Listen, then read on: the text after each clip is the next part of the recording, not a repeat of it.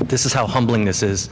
I practiced all week saying this word that Esther just nailed perfectly, and I cannot get it right, and I'm going to call it the Areopagus. She actually says the Areopagus, which is the right way to say it. For some reason, I can't get it right. That's humbling. All week I practiced, she stands up and knocks it out of the park on the first hit. Should spend more time on my sermons, right? There's a phrase, if you can go to the next slide, actually.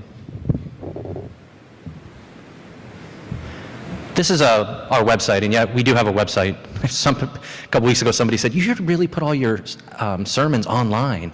And I said, they're there. Oh, we have a website? I said, yes. This is our website, a page of it. There's a phrase in there that you've heard me say a lot, and I highlight it here, obviously, to say that I want this community to be intellectually honest with the Word of God. And what that means is that we don't come to church and turn our brains off and just say, you know what, I believe, and that's good enough. No, but I believe that God gives us brains, and He gives us brains to use them, and to use them to engage with His Word, to ask critical questions, to doubt sometimes, to doubt our doubts, and to ask good questions. And what's bothered me a lot about a lot of churches that I've been to is that a lot of churches seem to just preach, just believe, and don't ask too many questions. Don't think too much, it's okay, Faith is really, it is about taking something on blind faith. But what we see today with Paul in Athens, we see him engage with these philosophers. And Paul does something that you can't really replicate. It's very, very difficult. He goes to these philosophers in Athens, and he intellectually engages with them and says, listen, you can know God not just through some blind faith, but actually knowing Him. Your culture speaks about Him. Your poetry speaks about Him. Everything in your culture breathes this God of the Bible. And he does it, and of all places, Athens. See, I skipped, if you noticed, we skipped a few chapters now in the book of Acts. And we're going to get a little more fast-paced as we wrap up this series as the summer comes to an end. The reason why I stopped at Athens today is because Athens presents one of the most unique places where the gospel was preached by Paul. Why? Well, first, Athens is the intellectual high point of intellectual mecca of the world at this point. At this time, it's declining a little bit, but here, give you context. Take all the Ivy League schools that you got, the Princetons, the Yales, the Harvards, take them all, throw in Oxford, put it in there. Okay, now take all of them and put them in one city. Not only that, but put them in one city and make the campus in the middle of all the schools so that whenever anybody went out, they all went out together into the same area. And then you're starting to get a picture of what Athens looked like. See, in verse 21, they say that these people longed for new ideas. What they meant was they longed for philosophy. These were the intelligentsia. This is the intellectually elite people. And Paul goes right into the middle of them with the gospel. Not only were they the intellectually elite, but in verse 18, we find out that they're skeptics. They don't believe much. They say, what is this babbler?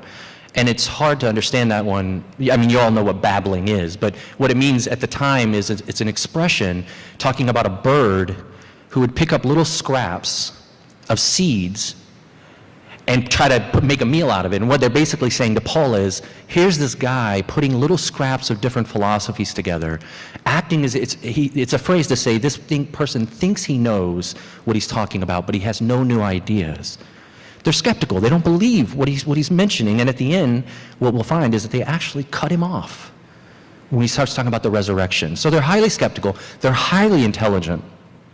And they're highly pluralistic. They've worshipped many gods. In verse 22, you see that Paul says, I've seen all these altars that you have. And Athens was rumored to have more altars than all of Greece combined. You couldn't throw a stone without hitting an altar to some god. And here, this is the way their altar system worked. You worshiped the God on that particular month or week based upon what that God was in charge of. and how you wanted that God to benefit you. Here's an example. If you're a farmer and you wanted good crops, you'd go to the temple of Carme and you'd worship the goddess of agriculture. If you were going to go on a sea voyage and you wanted it to be profitable and safe, which not all sea voyages were at that time, you'd go to Poseidon's temple. If you wanted healing, you'd go to Apollo's temple, and so on and so on. The people worshiped many gods, but not for the beauty of that God, but rather what that God could benefit them with. And as a side note, if we're honest, that's really kind of what we do to God in a lot of ways, sort of an emergency break glass. We'll go to him when we need him or we need something from him. That's what these people were doing. So they were not only highly intelligent, they were not only very, very skeptical of religious beliefs, but they also worshiped many things. There was no one thing that was true. You worshiped many gods. Now, this passage shows us, you and me, how the gospel can be preached into a culture that is extremely intelligent, extremely skeptical, and extremely pluralistic. And it's not that much of a different of a culture than we find ourselves in today, here, in this city. Now, before I get to it, I want to get to what Paul says, but before, I really want to look at how he says it, and this is vitally important to this vision of this particular community and ministry. Before we look at what he says, let's look at how he says it. Do you notice here, in verse 18, it says that Paul goes into the marketplace, and no, that's not a shopping mall, I know. He doesn't go into the food court. He's not going into where people are just necessarily buying and selling things. The marketplace, remember I said all those universities together, Harvard, Yale, Princeton, Oxford, put them all and have the campus be right in the middle.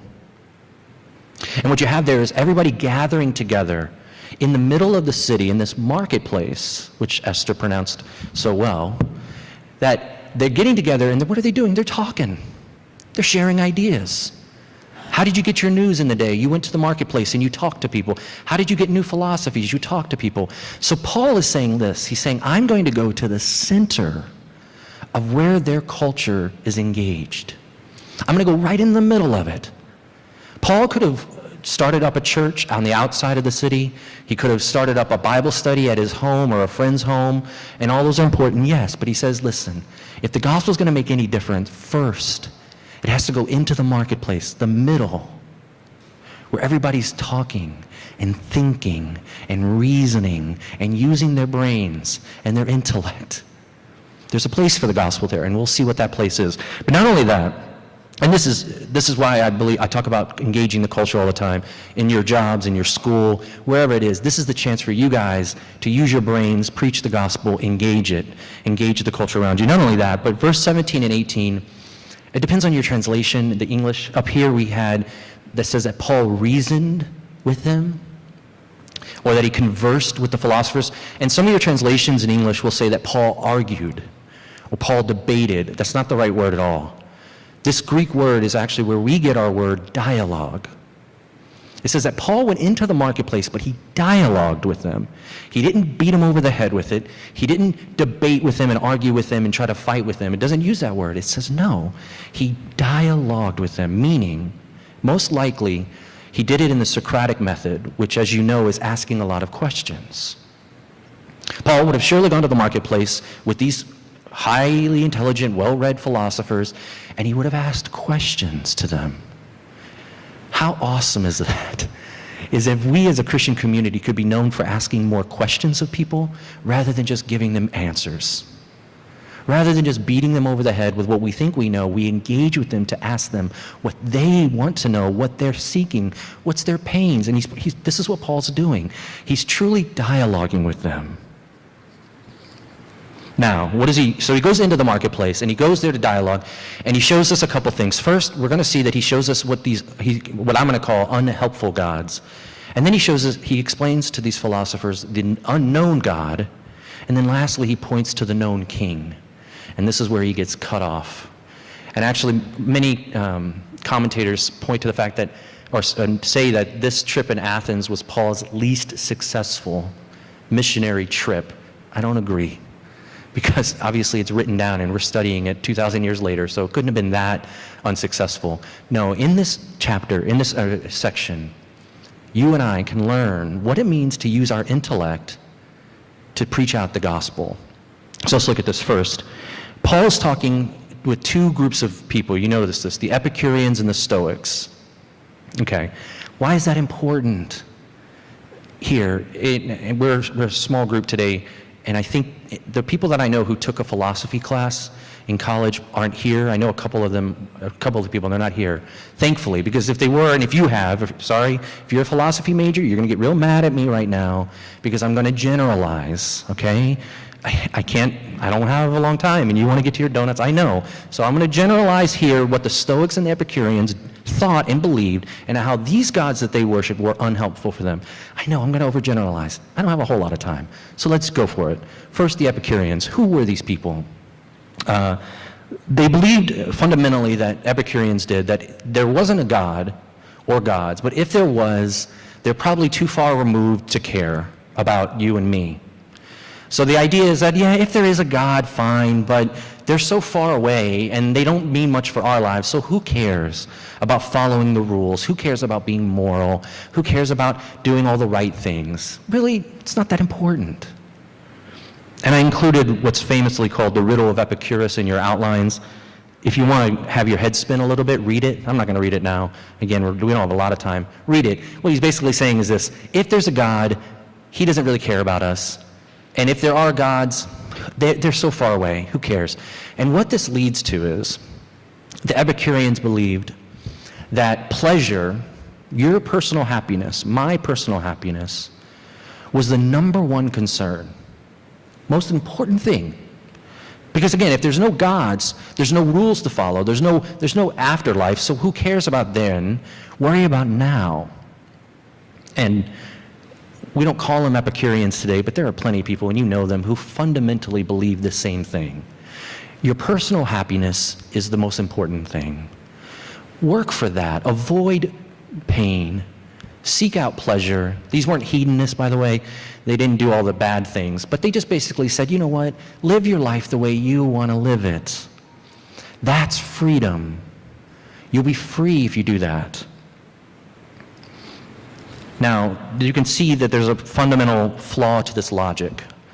If you and I do everything that we want to do, every minute of the day that we want to do it, the way we want to do it and how we want to do it, that's not freedom. See the logical problem with that? You don't get free, you become more captive. And I use this illustration a lot. I've used it in the past, and now that we have new faces, I can rehash it again, I guess. Believe it or not, here's how this works. You can get this logically, but I'll give you a pizza illustration. I know food again, bear with me. Believe it or not, I used to actually be a personal trainer, okay? Surprise, surprise. I used to tell other people how to get into shape, and I used to tell other people how to eat, and I used to put down nutritional plans for people, 4 to 5 meals, evenly spaced throughout the day, and I worked at a gym, trained people in a gym and privately. I know, don't laugh. But anyway, I was stringent about nutrition. I mean, I was all about it. You have to eat well if you want to live well, kind of thing. But you know what happened? When I got stressed, I don't do this anymore so much, but when I got stressed back in the day, when I had this job, I would go home. I can't even believe I'm going to admit this one. And I'd order 2, count them 2, extra large Domino's sausage pizzas with double cheese.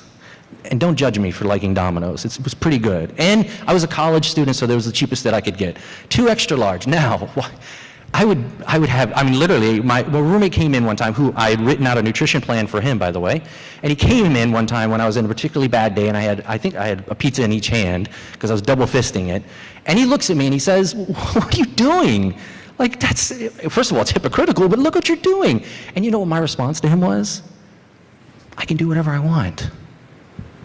And of course, my roommate standing there has no answer to that. Of course, I could eat that but here's the logical problem with that. You're picking up where I'm going, hopefully.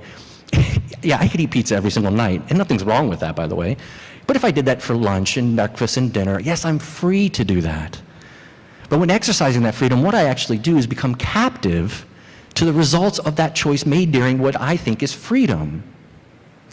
See, here's the Epicureans' problem. Their logical problem is they believe they're free to live for their own pleasure, to eat that pizza whenever they want. And yes, they are, but that freedom leads to hopelessness. If there is no God, There is no end to it. Yes, you're free to do what you want now, but does that make your life any happier, any fuller, any richer? No. It makes you captive to what you think is the freedom. And I would have become captive to pizza, I'm sure, if I had eaten it every single meal. Exercising my freedom actually leads to captivity. That was the problem with the Epicureans. But here, the Stoics, and I'm going to pace along. I know I'm going to generalize again. So the Epicureans believed, just do whatever makes you happy. Now, there's a logical problem to that. That's an unhelpful God. It won't give you hope. It won't give you joy. The Stoics, on the other hand, as you probably know from the phrase Stoic, people call me Stoic all the time. So Stoics they believed that the emotions were, in essence, bad. Okay, and I'm glad Joe got us to clap today to get some emotions going during praise, because emotions are good, but the Stoics believed fundamentally that emotions would corrupt you and me. That if we felt extreme happiness or if we felt extreme sadness, if we cried or if we shouted out with joy, that fundamentally that would morally corrupt us. So they said the virtuous life of a strong will is above and beyond the most important thing. So they were vastly different than the Epicureans. The Epicureans said, do what makes you happy. And the Stoics said, no. Follow the rules. Detach yourself. Don't show emotion. And here's the logical problem with that, as you can see. If I tell you, don't show emotion, don't cry, it's going to corrupt you. In the moment that you have suffering, and I come and give you that advice, and here, if anybody ever gives you that advice when you're going through suffering, punch them. Because that's not the way to live life. You can't go through suffering with somebody who comes to tell you, just buck up, stick your chin up, don't cry. And to be quite honest, I find that a lot of the Christians that I've known err on this side. And many of you know that my wife and I had our first child we lost at when they were 22 weeks, and it was a horrible time for us many years ago of suffering and of pain and tragedy. And many of you, we've talked about this story. If anybody had ever come up to me during that time and said, you know what, hold your emotions, keep it in, I swear I would have punched him. Because this type of philosophy, this type of religion, this type of God does absolutely nothing for you when suffering comes. Now, I know Paul, being a smart guy, he was debating with the Stoics and the Epicureans, and most undoubtedly, he would have poked holes in their belief system, their worldview, to say, look, hey Epicureans, you live for yourself, good luck. You'll never find true happiness. Hey Stoics, you live to follow the virtuous life and detach yourself from emotion? Good luck when suffering comes. But Paul gives them the unknown God. And this is the beautiful part. Verse 23, Paul sees the altar to the unknown God. And this was a famous altar at the time in Athens. There were probably many of them. Most likely they were built by somebody who was covering their religious bases, because they had all these altars, and people probably thought, well, maybe we're missing one of the gods, so let's just make a temple just in case, so that if he comes down, we can say, look, we were worshiping this entire time, we just didn't know your name. So they were probably covering their bases, but Paul seizes this as an opportunity. He looks at this altar and he says, listen, there's something in your culture that you've been worshiping, there's something in your lives you've been worshiping. You don't know the name of him, but I'm going to tell you a little about him. And Paul gives them a big God, a huge God. See, Greek gods at the time, if you knew anything about them, Zeus or anybody, they were always petty. They were fighting with each other. They came down in human form to get things from other human beings, to have their way. They were argumentative. They were jealous. They were selfish. And they weren't gods you worshiped because you adored them. They were gods you worshiped because you just feared them. Paul says, no, look. Here's a God that you can fear, but you can adore. Paul gives them a God who's infinitely bigger and yet ultimately intimate. He's infinitely powerful, yet he's ultimately intimate. He's infinitely powerful, yet he's ultimately intimate to you and me. Here's how he does it. In verse 24 and 25, Paul points out that God is way bigger than you and I can imagine. He says, look, this is the God who created the heavens. He's too big to fit into your temples, which, by the way, is what Solomon said when he was dedicating the temple, to say, how can we build a house for the God who can't even be in this place? Paul says, your temples are too small, your minds are too small to grasp this God, because he created the heavens and earth, and he needs nothing from you. Nothing, not a thing from you. What does this mean for you and me? If God is infinitely powerful, what does it mean? It means, and here, listen up. There's this quote from Evelyn Underhill. I don't even know who she is. I just heard this one time, and it's always stuck with me. And she said, if God was small enough to be understood, he wouldn't be big enough to be worshiped. What she's saying is, if God is small enough to understand, if you think that we need to understand everything God is doing in order to love him, then he's not big enough to be worshiped. Paul says all these altars are small, but this God is infinitely more powerful than you could ever imagine. And what this means for our lives, let's make it real practical. I know I talk to you guys, I talk to people in this community, and it's confusing following God, and sometimes it's frustrating. Just rest in this alone. If you don't understand what God's doing in your life right now, good. Because it means that he's not small enough to be understood, but he's big enough to be worshiped. God sometimes has plans that you and I are not going to understand. But here's the beauty of it. He's not just infinitely powerful. He's ultimately intimate. Paul says in verse 26 to 27, he says this, God has given you and me an allotted amount of real estate and time. God knows you and me. He knows our dirty, dark secrets. He knows our pains. He knows our troubles. And Paul actually says that this is a God who wants you, as he says, if you look back at the text, to feel your way and find him. The image here is of you and me being in a dark, dark cave. And I know that many of us you may be going through that right now in your life. You may have just come out of a dark cave. This is the only God who says, when you are in the cave and you're feeling along the walls, and you can't see where you're going, and you're scared, and you're worried, I want you to feel out for me. This is a God that we can touch, that we can know, because he knows us, Paul says.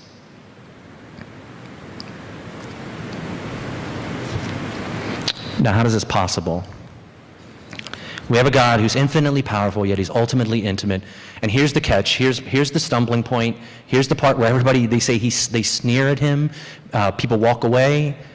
Right when Paul starts talking about this silly, silly, silly notion of the resurrection, this crazy idea that a man named Jesus had risen from the dead. And Paul has the boldness to say, if you want to know God, here's your assurance. In verse 31, he uses the word assurance. Pause for a second and think about that. Paul doesn't say, if you want to know God, pray more. Paul doesn't say, if you want to know God, be a better person. Paul doesn't say, if you want to know God, think about it more. Paul says, use your intellect, but at a certain point, look to the resurrection. Because the resurrection says this, God is infinitely powerful. He overcame death. God is ultimately intimate. He did it for you and me. The only way that we're going to know that God is big enough to be worshiped is to focus our eyes on this resurrection, because the resurrection says, let me break it down this way. I'm just going to be honest with you. You have two choices. If you deny the resurrection ever happened, okay, fine. And people will do that. People here did that, and they walked away. Okay. But if you and I say that the resurrection of Jesus Christ happened, we can't walk away and we can't stand still. We have to fall to our knees. Do you get it? The Lord of the universe says, look what I did for you. Look what I overcame for you. And now I'm back in human form. Doesn't that make you fall down? Doesn't that make you want to worship me and me alone and put me first above everything? Before your pleasure, before your moral absolutes, I am the source of pleasure, God says, because of the resurrection. I am the moral absolute. I'm infinitely powerful, yet ultimately intimate for you. What's interesting here is this. Matthew Henry, I missed this so many times when I read this passage. Matthew Henry is this old commentator. And I read his books when I want to fall asleep and take a nap, for the most part, because he's very long-winded. But he said something very beautiful. He wrote something very beautiful about this passage. And he says, don't you find it interesting that Paul quotes the poets of the Greeks as an argument for the existence of God? And actually, the first quote that he quotes, we don't know where that came from exactly. The second one, we're quite sure, came from Ovid, one of the most famous poets. Matthew Henry points out, he says, look, philosophers didn't determine religion in this time.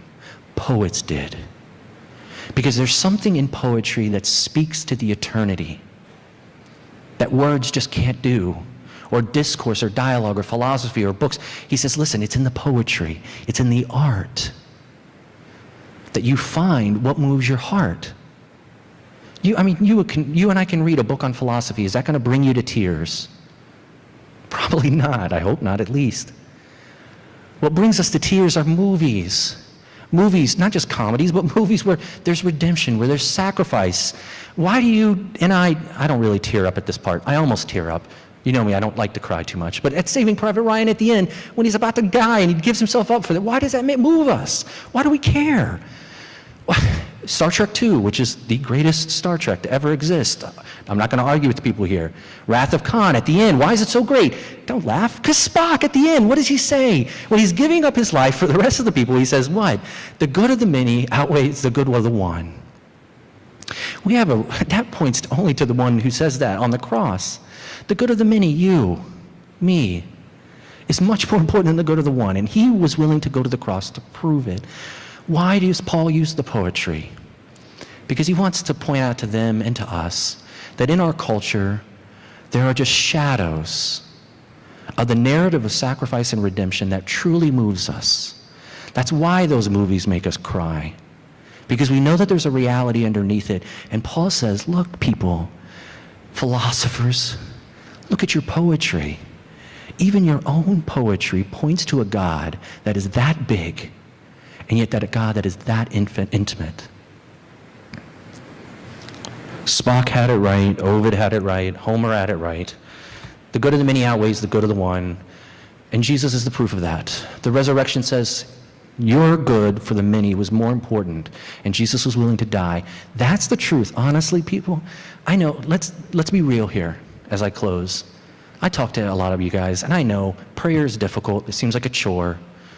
It's not always easy talking to God. It's not always easy following God. And even right now, sometimes he just feels like he's a little absent.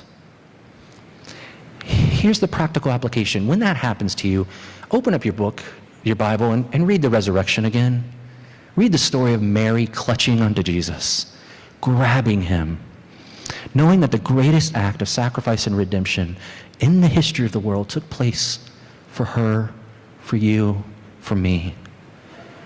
Paul says if you want assurance of God, you find it in the resurrection, nowhere else. You find it in the gospel. That though we are in dark caves groping along the wall, though we seek out our own pleasure, though we try to detach ourselves emotionally, he says, God didn't do any of those for you. He came after you in the darkness. He came after me in the darkness. That fact makes us fall on our knees if we accept it, or walk away if we reject it, but there is no middle ground. Please pray with me.